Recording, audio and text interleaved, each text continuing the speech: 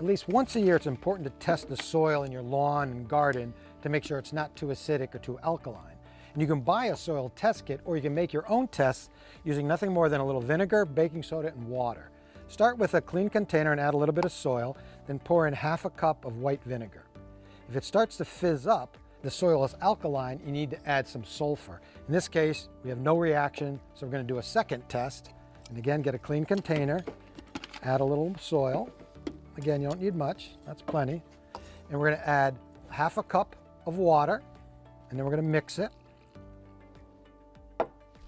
Just want to make sure all that dirt's not just sitting on the bottom. And then we're going to add a half a cup of the baking soda. And this is to test to see if it's acidic. So a little baking soda.